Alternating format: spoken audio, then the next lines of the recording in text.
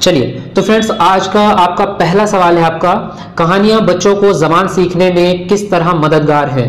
तो यहाँ पे आपका पहला ऑप्शन है ये जबान के कायदों को सिखाती है। सेकंड ऑप्शन है आपका बच्चों की खाली वक्त का इस्तेमाल करने में मददगार है या मदद करती है।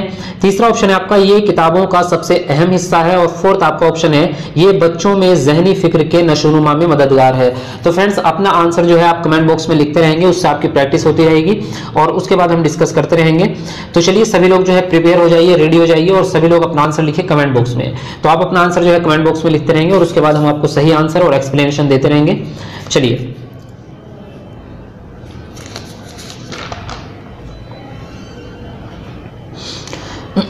तो फ्रेंड्स यहाँ पे आपका फोर्थ ऑप्शन हो जाता है राइट, ये बच्चों में जहनी फिक्र के नशोनुमा में मददगार है। चलिए इसको समझ लेते हैं। इसमें पूछ रहा है कहानियां बच्चों को जबान सिखाने में किस तरह मददगार है। तो सबसे पहले ऑप्शन में उसने कहा है कि ये जबान के कायदों को सिखाती है, यानी कि व्याकरण को। जो हिंदी में व्याकरण होती है उसको उर्दू में बोल रहे हैं कायदे। तो कायदों को सिखाने में जो है कहानियां काम नहीं आती भाई। और बच्चों की खाली वक्त का इस्तेमाल करने में मदद करती है, तो ये भी आपका बिल्कुल जो है यहाँ पे अप्रोप्रिएट नहीं है। किताबों का अहम हिस्सा है, ये हमारे लिए जरूरी नहीं, लेकिन ये बच्चों में जहनी फिक्र को, यानी कि जहनी फिक्र का मतलब आपका ये हुआ कि मानसिक कौशल, जिसको हम हिंदी में बोलते हैं मानसिक कौशल के नशनुमा यानी कि विकसित करने में, उसका विकास करने में सहायक होती है। तो यहाँ पे जो है आपका फोर्थ ऑप्शन राइट हो जाता है। चलिए चलते हैं नेक्स्ट पे। तो नेक्स्ट आपका प्रश्न है, सवाल है आपका, जबान के उस्ताद के लिए सबसे अहम क्या है, यानी कि जबान का जो टीचर है, जो मतलब जो आपका भाषा शिक्षक है, उसके लिए सबसे जरूरी क्या है। तो फर्स्ट आपका ऑप्शन है बच्चों को जबान इस्तेमाल करने के मौके फराहम कराना। सेकंड है आपका जबान की गलतियों के लिए कड़ा रवैया इख्तियार करना। और थर्ड ऑप्शन है आपका जबान की किताबें। और फोर्थ है आपका इनमें से कोई नहीं। तो चलिए अपना आंसर लिखिए आप कमेंट बॉक्स में, जल्दी से सभी लोग अपना आंसर लिखें कमेंट बॉक्स में।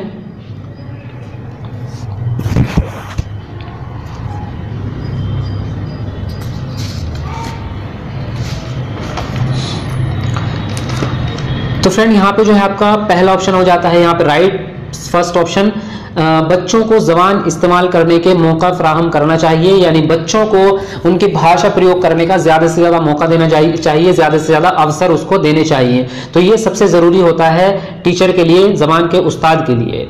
बाकी यहाँ पे जो है तीन ऑप्शन नीचे वाले जरूरी मतलब निगेटिव है। एक तरह से कह सकते हैं जबान की गलतियों के लिए आप कड़ा रवैया, यानी कि आप जो है सख्त अपना व्यवहार इस्तेमाल नहीं करेंगे वहां पे, क्योंकि कड़ा रवैया इस्तेमाल करने से क्या है बच्चे का जो है मोटिवेशन, उसका जो आत्मविश्वास है वो कम हो जाता है। तो इसलिए यहाँ पे ये निगेटिव चला जाएगा। तो यहाँ पे फर्स्ट ऑप्शन आपका राइट हो जाएगा। चलिए नेक्स्ट आपका प्रश्न है, सवाल नंबर 3 है आपका, मादरी जबान में तालीम से, फर्स्ट ऑप्शन है बच्चों के लिए सीखना आसान हो जाता है। सेकंड आपका तालिबे इल्म ज्यादा से ज्यादा हिस्सा लेते हैं। थर्ड ऑप्शन है आपका बच्चे इम्तिहान में अच्छी कारगुजारी करते हैं। और फोर्थ ऑप्शन है आपका मंदरजा बाला सभी। तो चलिए अपना आंसर लिखिए आप कमेंट बॉक्स में, यहाँ पे आपके हिसाब से कौन सा आंसर राइट होगा।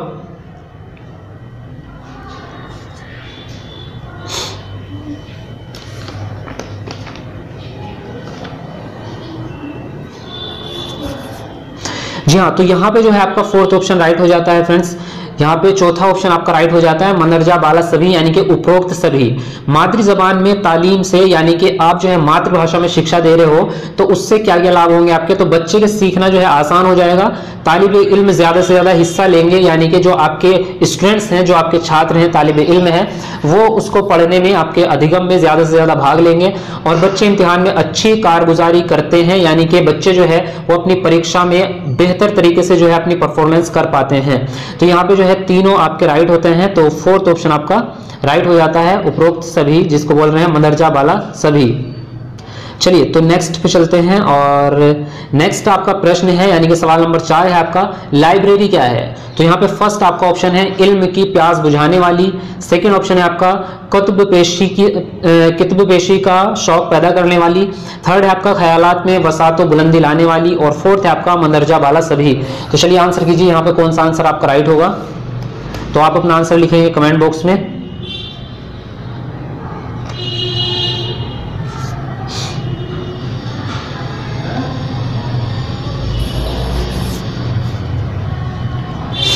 तो फ्रेंड्स इसमें जो है आपका आंसर हो जाता है फोर्थ ऑप्शन राइट। यहाँ पे चौथा ऑप्शन राइट होता है आपका मंदरजा वाला सभी, यानी कि उपरोक्त सभी। तो लाइब्रेरी यानी कि पुस्तकालय के बारे में बात करने हैं तो इल्म की प्यास बुझाने वाली कह सकते हैं उसको, क्योंकि वहां पे जो है बच्चे क्या करते हैं, तालीम को हासिल करते हैं और ज्ञान प्राप्त करते हैं। तो यहाँ पे पॉजिटिव है आपका फर्स्ट ऑप्शन भी। कुतुबेशी का शौक पैदा करने वाली, यानी कि आपका जो है किताबों को पढ़ने का शौक, बच्चे के अंदर रुचि पैदा होती है। थर्ड है आपका ख्यालात में वसात व बुलंदी लाने वाली, यानी कि जो बच्चे का कल्पनाएं हैं, जो बच्चे की कल्पना कौशल है, जो मानसिक कौशल है, उसमें विस्तार और बुलंदी, उसमें जो है विस्तार लाती है और उसका विकास करती है। तो यहाँ पे तीनों ऑप्शन आपके पॉजिटिव हैं। तो फोर्थ ऑप्शन आपका राइट हो जाता है, उपरोक्त सभी यानी कि मंदरजा वाला सभी। चलिए चलते हैं नेक्स्ट प्रश्न पे। और अगला प्रश्न है आपका सवाल नंबर 5, नीचे दिए गए बयानात में से कौन सा सबसे अहम है? तो फर्स्ट ऑप्शन है आपका आमोख्ता से सीखना, सेकंड है आपका पढ़कर सीखना, थर्ड ऑप्शन है आपका समझकर सीखना और फोर्थ ऑप्शन आपका इनमें से सभी। तो चलिए आंसर कीजिए फ्रेंड्स, कौन सा आंसर आपका राइट होगा? तो आप लिखेंगे अपना आंसर कमेंट बॉक्स में।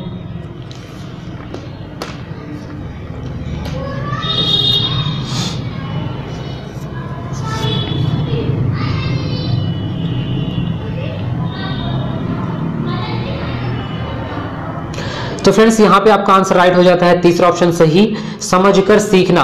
यानी कि सीखने के बारे में जो आपका जो सबसे महत्वपूर्ण बात है, जो सबसे जरूरी अहम है, वो यही है कि समझ के सीखा जाए। और फर्स्ट ऑप्शन का आपका मतलब है कि आमोख्ता से सीखना, यानी कि जटिलता के साथ सीखना। तो ये जरूरी नहीं होता, पढ़कर सीखना नहीं, उनमें से सभी नहीं, बल्कि जो सबसे ज्यादा अहम है इसमें वो है आपके समझ कर सीखना। यानी कि जो आप पढ़ रहे हैं जिस चीज को, जिस सबक को, उसके अर्थ को, उसके मायने को आप कितना ग्रहण कर रहे हैं, वो सबसे ज्यादा जरूरी होता है। तो समझ के साथ सीखना जो है यहाँ पे सबसे अहम है, तीसरा ऑप्शन आपका राइट हो जाएगा। चलिए आते हैं नेक्स्ट प्रश्न पे। तो नेक्स्ट आपका प्रश्न है सवाल नंबर 6, अच्छे सवाल की खूबी पर निशान लगाइए। तो फर्स्ट आपका ऑप्शन है यहाँ पे जबान साफ, आम फहम और सादा हो। सेकंड आपका तलिबा की उम्र और उनके मायार के मुताबिक हो। तीसरा ऑप्शन है आपका तलबा से हमदर्दी का जज्बा हो और फोर्थ है आपका इनमें से कोई नहीं। तो चलिए आंसर कीजिए और अपना आंसर लिखिए कमेंट बॉक्स में।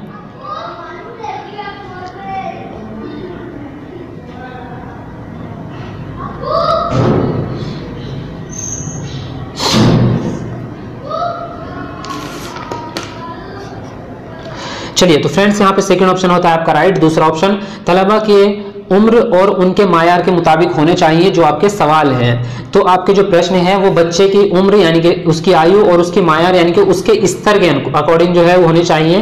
तो तब जो है आपके अच्छे सवाल बनेंगे। बाकी जो है आपके यहाँ पे इतने इंपॉर्टेंट नहीं है। तो फिलहाल होता है आपका सेकेंड ऑप्शन होता है यहाँ पे राइट आपका। चलिए चलते हैं नेक्स्ट पे।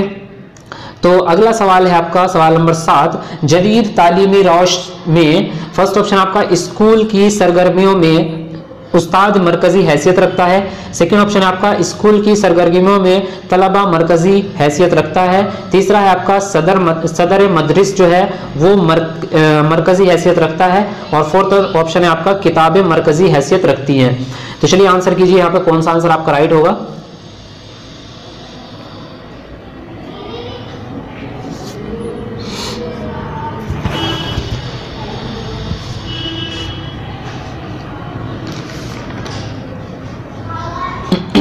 तो फ्रेंड्स यहाँ पे हो जाता है आपका सेकंड ऑप्शन राइट। दूसरा ऑप्शन स्कूल की सरगर्मियों में तलबा जो है वो मरकजी हैसियत रखते हैं। तो पहले इस चीज को समझ लेते हैं कि प्रश्न क्या है।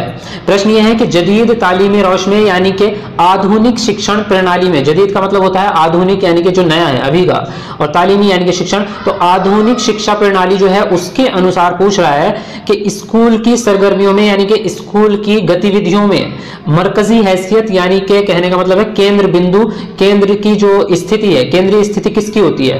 तो स्कूल की जो गतिविधियां होती है भाई उसमें जो आपका केंद्र बिंदु होता है और केंद्रीय स्थिति जिसकी होती है तो वो आपकी तलबा की होती है यानी कि स्टूडेंट्स की होती है। तो यहाँ पे आपका जो हो जाएगा दूसरा ऑप्शन यहाँ पे राइट हो जाएगा। चलिए चलते हैं नेक्स्ट पे। तो नेक्स्ट अगला प्रश्न है आपका सवाल नंबर 8, तालीम ही तो फलसफे का महरक जरिया है।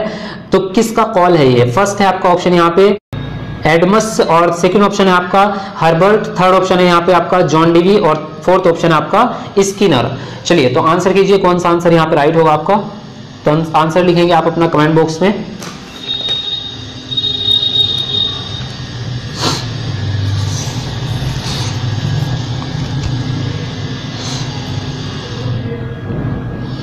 चलिए, तो फ्रेंड्स यहाँ पे पहला ऑप्शन आपका राइट होता है। एडमस का ये कथन है आपका, या कह सकते हैं कॉल है। इसमें कॉल का मतलब ये है आपका कि तालीम ही तो फलसफे का महरक जरिया है। कहने का मतलब ये है आपका कि दर्शन जो है, महरक फलसफे का मतलब वो आपका दर्शन, जिसको दर्शन शास्त्र, जैसे हिंदी में हमारा दर्शन होता है, उसको फलसफा बोल रहे हैं। फलसफे का जो महरक यानी कि लक्ष्य का जो जरिया है उसको प्राप्त करने का, वो तालीम है यानी कि शिक्षा है आपकी। तो ये कॉल जो है ये है आपका एडमिस का, यहाँ पे पहला ऑप्शन आपका राइट होता है। चलिए चलते हैं नेक्स्ट प्रश्न पे। तो अगला सवाल है आपका, सवाल नंबर 9 है आपका, समाजियात यानी कि सामाजिक, जिसको बोलते हैं सामाजिकता, समाजियात की महारत का मकसद किससे मंसूब है? फर्स्ट ऑप्शन है आपका सुकरात, दूसरा है आपका पेस्टोलॉजी, और थर्ड है आपका जॉन डीवी, और फोर्थ है आपका चॉम्स्की। चलिए आंसर कीजिए यहाँ पे कौन सा आंसर आपका राइट होगा।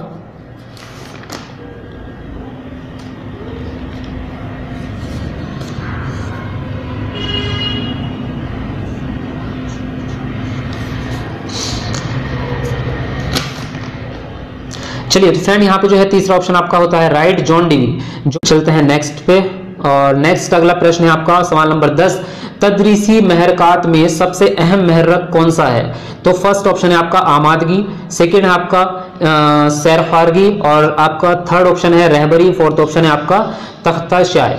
तो यहाँ पे आंसर कीजिए कौन सा आंसर आपका राइट होगा।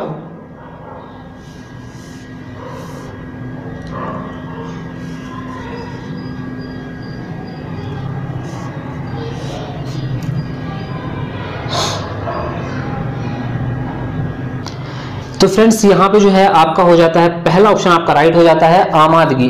पूछ क्या रहा है ये, तदरीसी महरकात में यानी कि शिक्षण लक्ष्य की बात कर रहा है, शैक्षणिक लक्ष्यों में सबसे ज्यादा अहम महरक कौन सा होता है? तो आमादगी होता है आपका तत्परता यानी कि रेडीनेस, जिसको हम बोल सकते हैं। तो रेडीनेस जो है सबसे ज्यादा जरूरी होता है, यहाँ पे फर्स्ट ऑप्शन राइट होगा।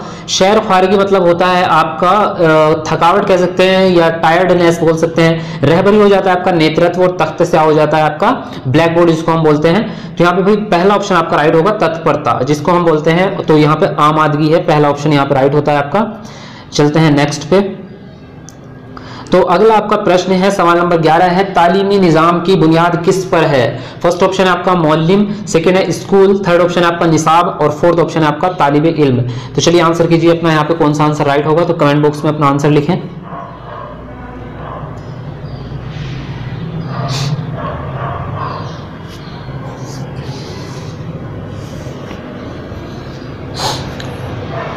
तो फ्रेंड्स यहाँ पे हो जाता है आपका फोर्थ ऑप्शन राइट, तालिबे इल्म।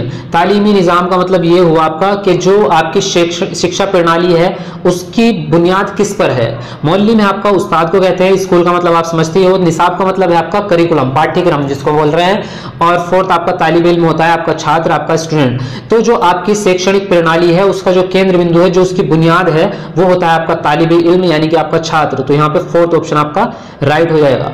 चलिए नेक्स्ट पे आते हैं, और अगला प्रश्न है सवाल नंबर 12, वो मदरिस सबसे ज्यादा अहम समझा जाता है। फर्स्ट ऑप्शन आपका जो जमात में नज्म कायम करे, और सेकंड आपका जो तलबा में सलाहियत बढ़ाता जाए, और थर्ड ऑप्शन आपका जो जमात में हंसी मजाक करके तलबा को खुश रखे, और फोर्थ ऑप्शन आपका तलबा को मेहनत से इल्म हासिल करने की फितरी तौर पर तैयार करे। तो चलिए आंसर कीजिए यहाँ पे कौन सा आंसर आपका राइट होगा।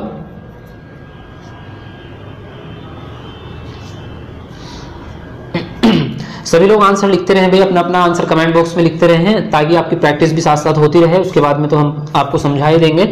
चलिए सभी लोग आंसर लिखे अपना।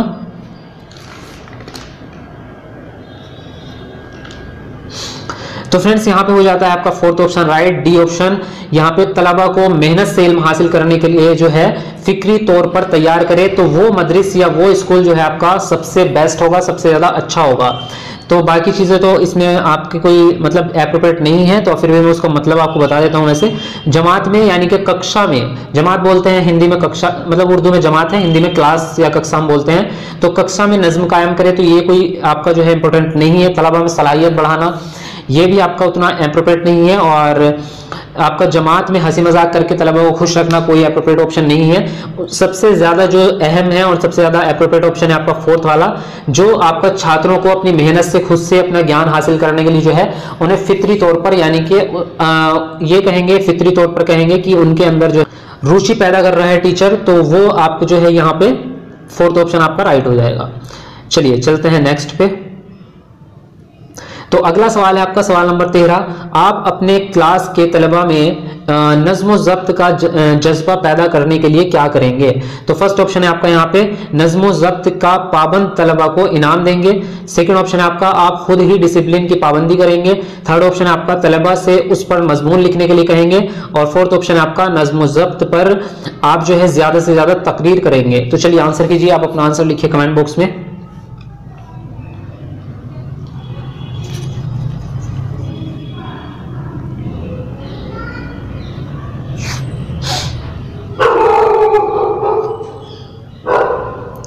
तो फ्रेंड्स यहाँ पे हो जाता है पहला ऑप्शन आपका राइट, ए ऑप्शन नज्म ज़ब्त के पाबंद तलबा को क्या करेंगे? आप इनाम देंगे। तो चलिए इसको समझ लेते हैं कैसे।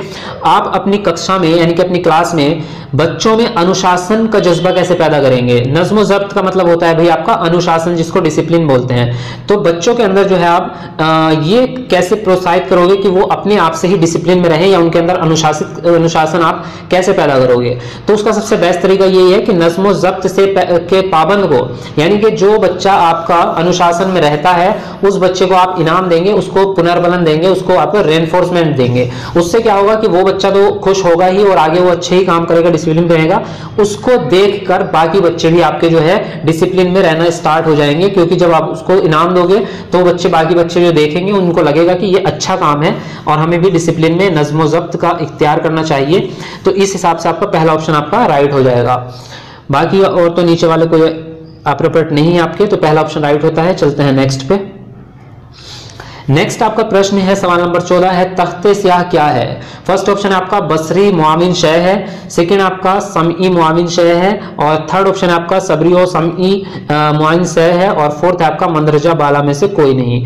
तो चलिए आंसर कीजिए, कौन सा आंसर यहाँ पे राइट होगा आपका? तो अपना आंसर कमेंट में लिखें आप।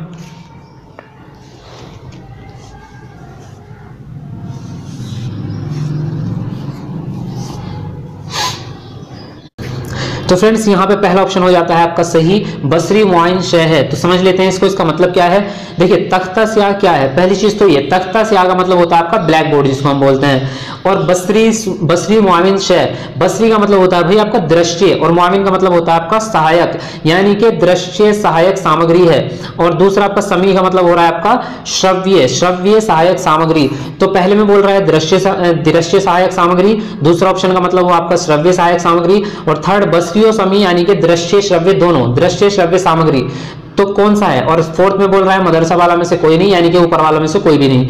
तो आपका जो है ये जो ब्लैक बोर्ड होता है, जो तख्ते से होता है, ये आपका दृश्य सामग्री होता है, यानी कि बसरी मुआइन शय हो जाएगा पहला ऑप्शन आपका यहाँ पे राइट। चलिए चलते हैं नेक्स्ट पे। तो फ्रेंड्स नेक्स्ट आपका जो प्रश्न है वो है आपका मुशायरे की अफादियत क्या है? तो फर्स्ट ऑप्शन आपका तलबा में अदबी ज़ौक़ पैदा करना। सेकंड आपका तलबा में ज़बान की तमीज़ पैदा करना।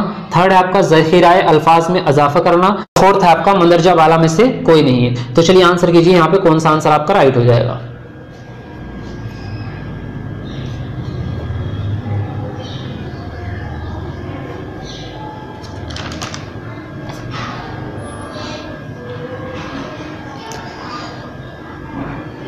तो फ्रेंड्स यहाँ पे आपका जो होता है पहला ऑप्शन आपका राइट होता है, तलबा में अदबी ज़ौक़ पैदा करना, यानी कि जो हमारा साहित्यिक मिजाज होता है उसकी बात कर रहे हैं कि साहित्य को पढ़ने की रुचि उसमें पैदा करना, वो यहाँ पे पहला ऑप्शन आपका राइट होगा। अफादियत यानी कि फायदे के बारे में बात कर रहा था ये, तो फर्स्ट ऑप्शन आपका राइट होता है।